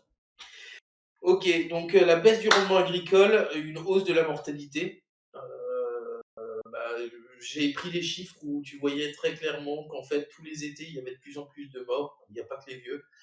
On l'a connu en 2003, il y a eu 16 500 morts en France qu'on a pu imputer, enfin Ouais. ouais, qu'on a pu imputer directement à la canicule de 2003. Mais ça se passe partout dans le monde. En France, on est quand même plutôt bien lotis. Alors bon, il y a eu des problèmes dans les EHPAD, il y a eu des problèmes dans les Ouais. hôpitaux, mais on Mais a ça quand venait même, pas de l'eau. voilà, Ça ça venait- venait pas de l'eau, ça venait de la chaleur en elle-même. Et puis ça venait, bah, pourtant on a des clims, on a des choses comme ça. Donc on voit que ces chaleurs peuvent avoir aussi, enfin cette sécheresse et donc ces chaleurs, parce que la pluie a tendance, enfin, mécaniquement, hein, il pleut, donc l'eau en se réévaporant consomme de l'énergie, c'est ce que tu disais tout à Ça l'heure, et refroidit. fait baisser les températures. Je sais, moi j'avais un papa, alors je ne sais pas si c'est bien ou pas, hein, mais je me souviens quand il faisait chaud et que j'étais jeune, il sortait le jet d'eau, il arrosait toute la maison avant qu'on mange, et puis c'est vrai qu'une heure après, bah, la température avait gagné 2 ou 3 degrés. Ouais, c'est une clim naturelle. On le fait aussi quand vous voyez les agriculteurs arroser des cultures en plein été, plein soleil. C'est pas pour gâcher l'eau, c'est pour baisser la température au niveau des plantes. D'accord. Par exemple, on le fait beaucoup pour les salades en plein été, en pleine canicule. Si vous le faites pas, vos salades, elles vont être foutues. Votre avis. Donc on le fait pour, ça gâche de l'eau, hein. Ça dépend comment on se passe, mais on le fait pas spécialement pour arroser. On le fait surtout pour baisser la température à l'endroit où, Ok, ce qui peut sauver une récolte, qui peut sauver une récolte. Du coup. d'accord. Voilà. Et on en parlait tout à l'heure. Nous, c'est vrai qu'en France, les robinets ne sont jamais coupés. Mais moi, cette année, que je suis agriculteur, j'appréhende le fait qu'on passe au niveau 4 Et tu penses qu'on peut cet y été. arriver? Je sais pas. Je sais que les Alors, est-ce que écologues tu peux sont nous très inquiets. expliquer les différents niveaux? Euh, alors, il y a 4 niveaux d'alerte en France. Moi, je les connais bien liés à l'agriculture, mais je crois que niveau 1, c'est on commence à dire aux gens, bah, faites gaffe, mais il n'y a aucune mesure restrictive. Niveau 2, je crois qu'il commence à avoir de légères mesures restrictives. À partir de niveau 3, en tout cas en agriculture, on n'a plus le droit d'arroser, on a le droit d'arroser qu'à des heures précises. Et à partir de niveau 4, toute l'eau est destinée seulement à la consommation humaine, enfin à la consommation directe humaine. D'accord. Donc on n'a plus le droit d'arroser les cultures. Le bétail, on le laisse mourir dans ce cas-là? Le bétail, vous avez le droit de lui donner de l'eau, si mes souvenirs sont bons, mais par exemple pas les cultures. D'accord. Donc moi, par exemple, qui suis maraîcher, si j'ai pas de réserve d'eau et qu'on passe au niveau 4, j'ai plus le droit d'arroser mes cultures. D'où tout l'enjeu de ce que tu nous disais, le fait d'avoir remis des matières organiques dans ton sol, parce que les matières Voilà, organiques pour permettent de fixer aussi de l'eau dans le sol. de fixer l'eau et puis cet enjeu du stockage de l'eau qui va être énorme, parce que comme je vous disais avant, en France en tout cas, on voit pas tant que ça de baisse de précipitation, c'est juste le moment où elle va tomber qui va changer, donc il y aura un très gros enjeu de stockage pour être paré en fait si jamais ça arrive à avoir de l'eau. Parce que si ça arrivait souvent, on va pas arrêter d'arroser les cultures chaque année. Au bout d'un moment, c'est mourir de faim, c'est débile aussi. Mais en même temps, c'est normal de prioriser la consommation humaine enfin, de l'eau. Donc on va voir. Nous, on le connaît encore assez peu, on n'est pas habitué à ça. C'est aussi pour ça qu'on a du mal à s'y adapter, mais il va falloir qu'on y réfléchisse plus dans tout un tas de régions, notamment la nôtre, la Franche-Comté, parce que le sol fait qu'on stocke mal l'eau. Mais il va falloir y penser parce que si on commence à y réfléchir le jour où le robinet est coupé, C'est trop c'est tard. à peine tard, quoi. Donc je sais plus, je lisais tout à l'heure que les surfaces agricoles qui doivent être irriguées, il y a une augmentation de 17% en 10 ans, qui doivent être irriguées, hein, pas qui sont irriguées, qui doivent Qui être doivent. irriguées. Et c'est un cercle vicieux. Parce que plus il fait sec, plus on a besoin d'irriguer. Plus on a besoin d'irriguer, plus on assèche. Parce que plus on pompe de l'eau là où on trouve. Donc faut vraiment voir que c'est quand même toujours des effets qui s'accentuent entre eux et qui posent des gros problèmes. Est-ce qu'on n'aurait pas, alors c'est une question vraiment, voilà. Est-ce qu'on n'aurait pas moyen de mettre des réservoirs d'eau au-dessus de tous les bâtiments, par exemple, et puis d'utiliser une partie, bon, je dis pas tout, hein, mais l'eau pour les toilettes, par exemple, avec de l'eau de récupération? Ou est-ce qu'on n'aurait pas possibilité d'aller stocker ça et le redistribuer Bah, d'une manière? déjà, comme je disais, comme il faut en Israël, récupérer l'eau sale, alors pas toutes les eaux sales, hein, il y en a qu'on ne peut pas récupérer. Ouais, L'eau des toilettes, par exemple, on ne peut pas trop la récupérer parce qu'on ne pourrait pas la mettre dans les cultures. contamination. Mais l'eau de la machine à laver, si elle est un petit peu traitée, qu'il n'y a plus de produits, il n'y a aucun souci à la mettre dans les cultures, quoi. L'eau, quand on se lave les mains, quand on fait la vaisselle, c'est pareil. S'il y a des produits adaptés, il n'y a aucun problème. Donc, il faut une double pénalisation. Donc, effectivement, il y a cet enjeu-là, mais il y a surtout cet enjeu de stocker dans les nappes. Et aujourd'hui, quand on imperméabilise comme on le fait, l'eau, Donc imperméabilisation des sols, c'est un principalement tout ce qui est parking, les parkings, une voilà, ville, voilà, l'asphalte, c'est voilà. un département français, je sais plus, tous les 5 ou 10 ans, je sais plus, qu'on imperméabilise. D'accord. C'est énorme. Du coup, cette eau-là, elle rentre plus dans le sol, elle remplit plus les nappes. Elle va être évacuée par les égouts. Les égouts, où est-ce qu'ils vont? Ils vont directement dans la rivière. La rivière, où est-ce qu'elle va? Elle va directement dans l'océan. On perd du stockage. Donc ça, c'est un très gros enjeu où il va y avoir du stockage, on va dire, humain. Construire un gros bloc de béton qui stocke l'eau. Mais pour l'agriculture, c'est pas faisable parce que c'est des volumes d'eau absolument énormes. Mais il va y avoir un stockage naturel qu'il va falloir relancer en désimperméabilisant ou manuellement en disant bah, l'eau de la ville, plutôt que de l'acheter dans la rivière, on l'achète dans la nappe. Mais ça veut dire la dépolluer, ça veut dire avoir les infrastructures adaptées, ça veut dire tout un tas de choses. Il ne faut pas non plus en rejeter trop dans la nappe, parce que si on en jette trop, on va modifier les cycles. Enfin, c'est comme d'habitude avec le réchauffement climatique, avec la biodiversité et tout ça, c'est des problèmes tellement complexes qu'aujourd'hui, en fait, avec ce réchauffement, on a l'impression qu'on a des solutions, mais on se complique quand même vachement la vie. Parce que les solutions, il y a beaucoup de fausses bonnes idées quand même. Donc on verra comment ça évolue. Et voilà, et puis il y a l'impact aussi sur la faune et la flore, parce que là, nous, on parle de l'adaptation humaine. Même si nous, demain, on arrive à trouver des solutions pour arroser nos cultures, le chêne qui est juste à côté, ça lui fait une belle jambe. Ouais, ouais, et puis Il va crever de la même manière. il met 80, 100 ou 150 ans à pousser. Voilà, donc nous, dans notre région, il y a beaucoup de forêts de hêtres. Il y avait Ouais. beaucoup de forêts de hêtres. Le hêtre, on sait que ça disparaîtra. Dans À notre région. cause de la sécheresse Des dans sécheresses, de la chaleur, de la sécheresse. Ouais. C'est un arbre qui a besoin de flotte régulièrement. Ok. Donc ça, on l'aura pas. Donc progressivement, nous, nos forêts ici, qui sont plutôt des forêts, pour ceux qui ne connaissent pas trop, des forêts de feuillus, avec quelques résineux dès qu'on monte un petit peu, mais de chênes, de hêtres, des choses qu'on voilà. Nous, ça va progressivement se transformer en forêt méditerranéenne, petit à petit, voire comme ça. Bah, tu m'envoies désolé parce que si on a plus d'être plus frais, On aura des cigales. champignons surtout. Il y aura moins de champignons. Il y Mais il y aura aura encore des chênes, parce qu'il y a des chênes adaptés au climat plus Ouais, mais sec. c'est les frênes Ouais. de symbiose entre les champignons, en tout cas ceux que j'aime bien, ceux que j'ai mangé et le frêne. Ok. Bon, c'était une aparté.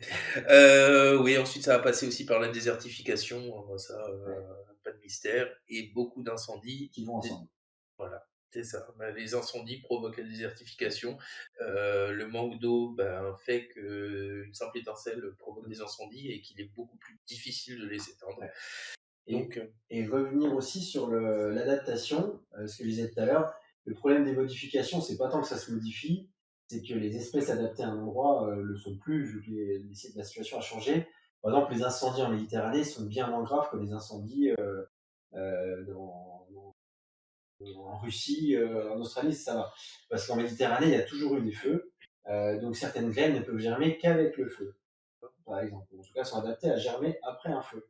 Donc la forêt se régénère très rapidement après un feu. Par contre, si vous allez en Russie, là, c'est pas du tout la végétation qui est adaptée au feu. même nos forêts du Même nord de la France, quoi. Même nos forêts à nous, je ouais. pense que... Et là, c'est pas du tout adapté. Donc là, quand ça crame, ça a bien du mal à repartir. Et au lieu de, en Méditerranée, un feu, ça disparaît en 30, 40 ans, c'est assez rapide.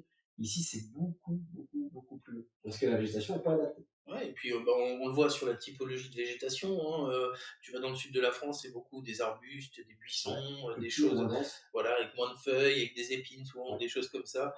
Alors que chez nous, c'est des gros feuillus. Ouais. Ouais, c'est vrai. J'y avais pas forcément pensé. Ok, donc maintenant, ça fait 1 heure, hein, 1 heure et quart qu'on échange, donc on va passer à la partie questions. Je vous avais préparé comme ça rapidement quelques chiffres, hein, c'était juste pour illustrer un petit peu la chose, sachant que je pense qu'il y aura d'autres choses à dire sur ce sujet. J'ai commencé, mais je crois qu'on a seulement effleuré ce sujet.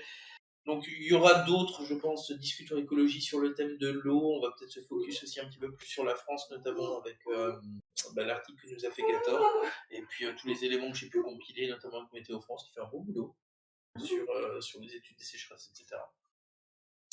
Donc 2000 milliards de dollars par an, voilà ce que pourraient coûter les pertes de productivité liées au changement climatique d'ici 2030, affirme un rapport de l'ONU. En France, et ça nous concerne, le coût des catastrophes naturelles. Non, pardon, c'est dans le monde, mais en tout cas, c'est pour Swiss Re, qui est un réassureur, c'est-à-dire que vos assureurs, AXA, machin, de temps en temps, quand ils sont trop exposés à un risque, ils vont voir ce qu'on appelle un réassureur qui vient réassurer une partie de leur risque. Il dit, ok, moi je prends en charge une partie du risque et tu me payes une cotisation. Voilà. Donc il existe ce métier de réassurance. Donc Swiss Re, hein, qui est un des plus gros réassureurs au monde, nous signale que 221 milliards d'euros en 2021, c'est le coût des catastrophes naturelles. Et c'est en augmentation de plus de 24% par rapport à la moyenne des années précédentes. C'est assez énorme.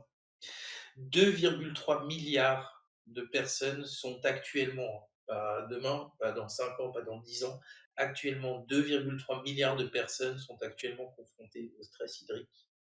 Donc, avec tous les problèmes qu'on a cités tout à l'heure.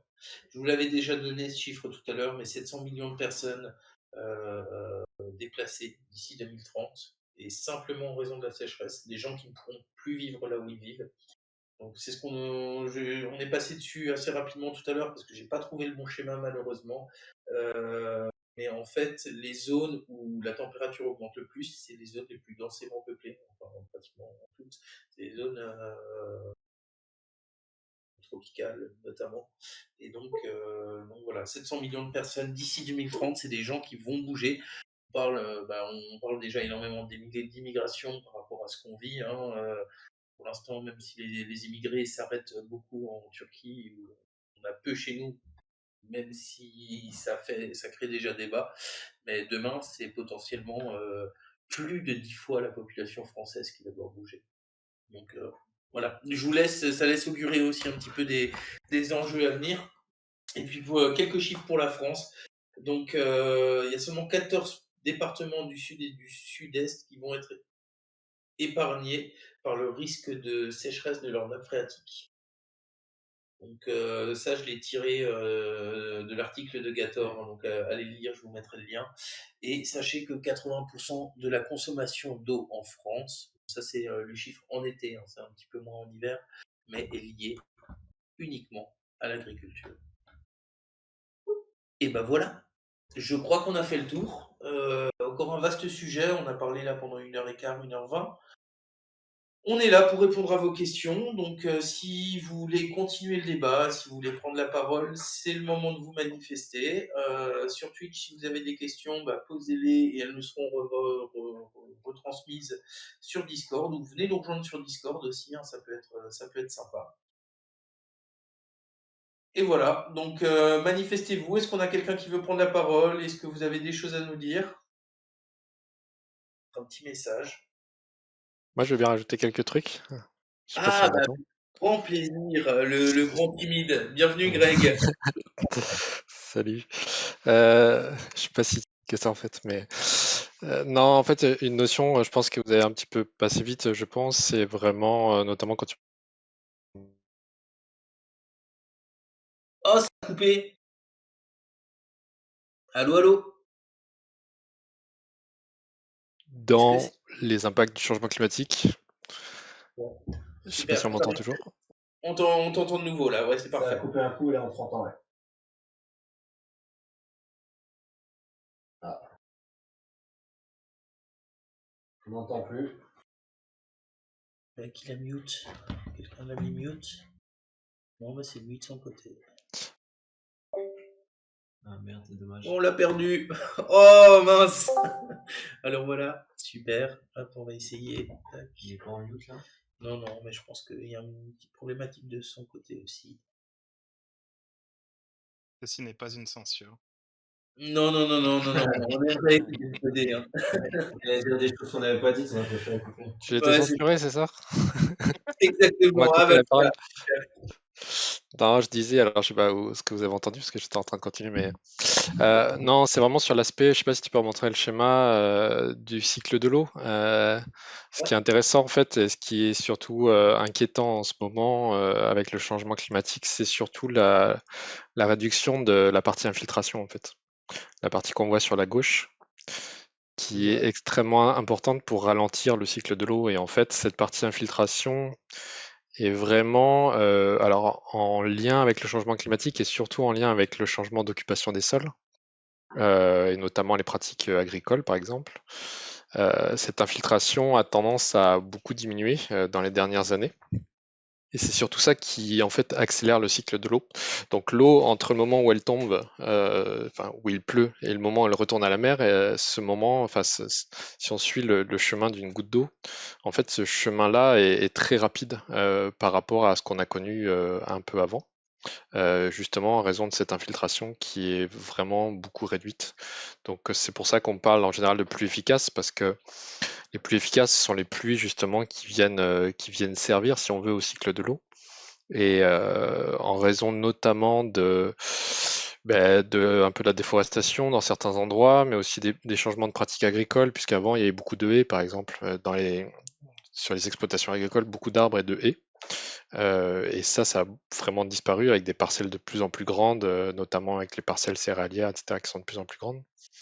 Et en fait, favoriser l'infiltration, par exemple, tout comme les arbres qu'il y avait. Donc c'est pour ça que l'intérêt et là où il y a à agir rapidement, c'est vraiment d'essayer de refaire ce cycle de l'eau de façon un peu locale, en favorisant justement la mise en place de haies, par exemple, ou en favorisant, on parle beaucoup d'agroforesterie, par exemple. Ça, c'est une pratique qui est intéressante, de mélanger justement une agriculture un petit peu différente et puis de mélanger aussi, du coup, l'aspect forestier en fait qui va avec. Donc, le rajout de haies et d'arbres sur les exploitations agricoles, par exemple, c'est quelque chose qui est assez important. D'accord. Et est-ce que tu penses qu'il y aurait possibilité, Joe, je crois que tu as des trucs à dire, mais est-ce que tu penses qu'il y aurait possibilité de nous aller capter de l'eau et de l'envoyer dans notre sol, justement pour parer à cette infiltration manquante? Je pense qu'en fait, il faut le faire de façon intelligente, c'est-à-dire que la façon intelligente de le faire, c'est tout simplement de changer les pratiques culturelles, les pratiques agricoles et mettre en place des pratiques agricoles, par exemple, qui favorisent l'infiltration de l'eau. Et je parle de pratiques agricoles, mais c'est pas les seules problématiques. Mais par exemple, de mettre des sols à nu une partie de l'année, c'est quelque chose qui pose problème parce que du coup, des sols à nu, quand il y a des pluies battantes assez fortes, donc type précipitation relativement intense, ça va avoir tendance à rechanger un peu les premières couches de sol, puisque du coup ça va faire beaucoup de sédimentation sur les couches de sol et en fait ça va justement favoriser le ruissellement rapide et limiter l'infiltration sur les pluies qui vont suivre derrière. Donc typiquement avoir des couvertures végétales toute l'année, par exemple, suivant les espèces, c'est quelque chose qui va favoriser l'infiltration et qui va ralentir le cycle de l'eau. Et ce ralentissement du cycle de l'eau, c'est ce qui permet justement de reprendre un cycle plus traditionnel, en fait, plus qui était proche de ce qu'on a connu. Et c'est surtout cet aspect-là qui est assez intéressant à court terme, je pense, à adresser. Donc, Donc, on parle capter de de l'eau pour la mettre dans les nappes, autant le faire de façon intelligente en essayant de réinfiltrer l'eau de façon plus naturelle, disons. Ouais.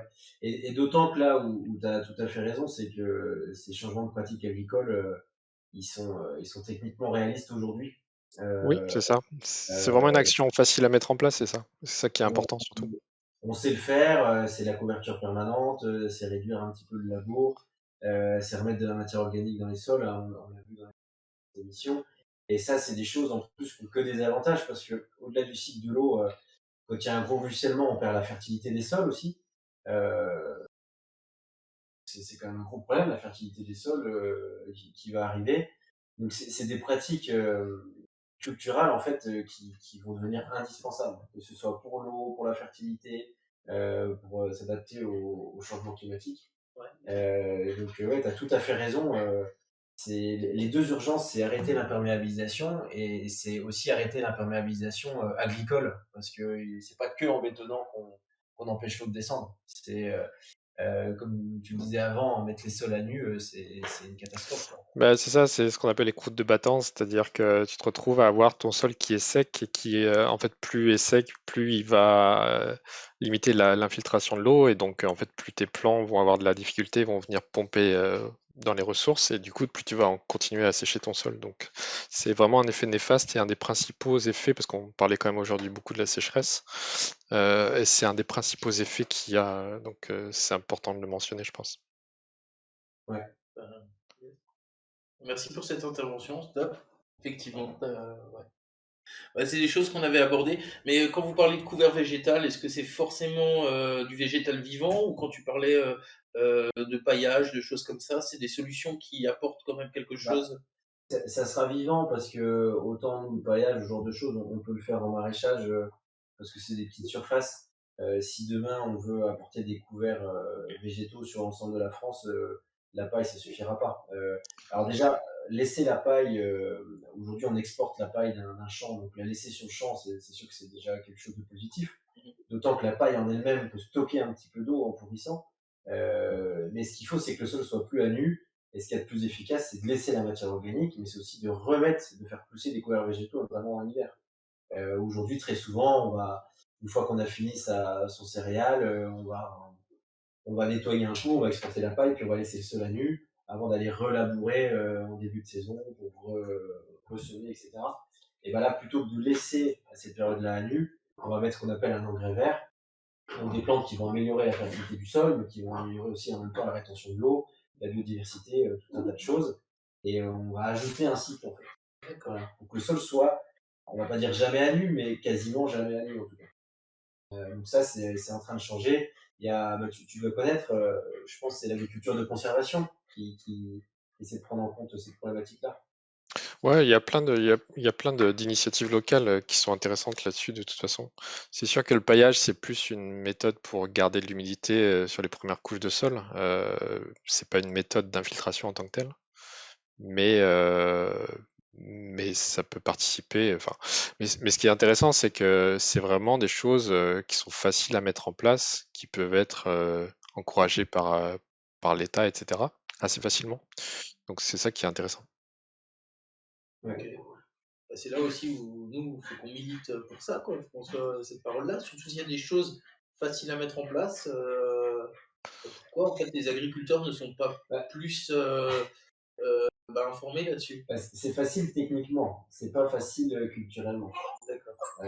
Disons que un agriculteur qui fait de telle manière depuis 40 ans, qui est à la retraite dans 5 ans, aller lui expliquer que déjà il fait pas ce qu'il faut et que il faut qu'il rajoute telle chose dans le système, c'est compliqué. Et puis les haies, par exemple, ça rajoute de la contrainte, notamment avec la mécanisation. Pourquoi on a coupé les haies? Parce que vous avez un énorme champ, vous arrivez avec votre tracteur, les tracteurs sont de plus en plus gros, c'est ultra simple. Oui, puis c'est après le remembrement aussi. Voilà, et on a puis coupé toutes ces la haies. fertilité, on s'en fout, s'il n'y a plus de fertilité, on mettra de l'engrais. L'eau, on s'en fout, s'il n'y a plus d'eau, on irriguera. Et puis c'est un peu cette problématique-là où on ne raisonne pas assez global. Mais donc c'est des solutions qui sont faciles techniquement, mais qui sont pas faciles culturellement. Culturellement, il faut que Voilà. les mentalités changent. Donc elles reviennent à l'époque, on laissait pas pousser les haies pour rien, quoi.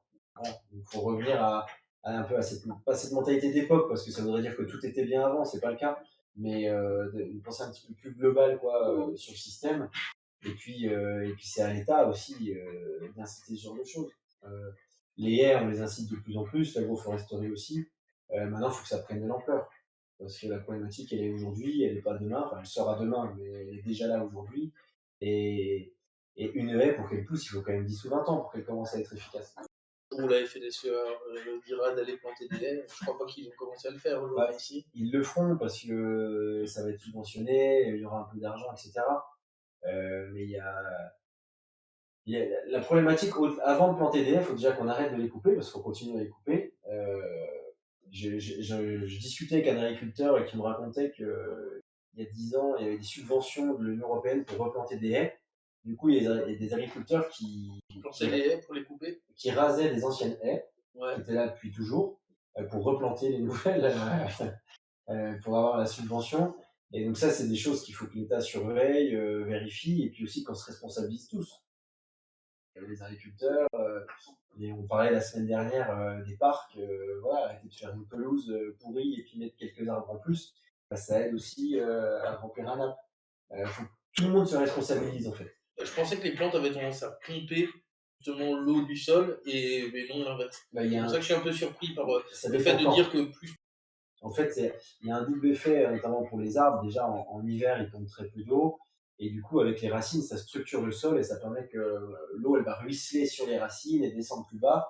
Et vu que le sol est structuré, il n'y a pas cette semelle dont on parlait tout à l'heure et qui bloque l'eau. Et voilà, ça retient aussi quand même l'eau. Ça lui permet de mettre un premier pied dans le sol et puis après par capillarité. En fait, c'est surtout le ralentissement de l'eau. C'est-à-dire que si tu prends imagine une terre agricole ou pas agricole qui est couverte d'herbe, par exemple, et avec des arbres et de haies et une qui est couverte de rien du tout, tu vois bien que l'eau va aller plus rapidement en bas de cette pente-là, dans un cas que dans l'autre. Et le ralentissement de l'eau, c'est ça qui te permet de freiner les écoulements et du coup de favoriser l'infiltration de l'eau, en fait.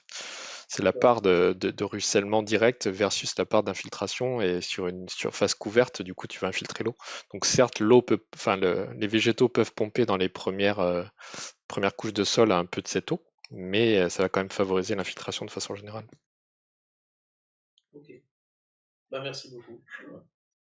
Oui, et puis même quand on disait, même si les végétaux ils pompent de l'eau, s'il y a beaucoup de végétaux, ça peut aussi, comme je vous expliquais au début, amener l'eau plus loin parce que recréer un petit peu de précipitation plus tard, etc. Alors là, c'est quand on est plutôt dans un cycle de forêt. mais l'évapotranspiration n'est pas toujours problématique pour les plantes en tout cas. C'est tout un cycle, et l'eau c'est un flux, et il faut le retenir un maximum, quoi.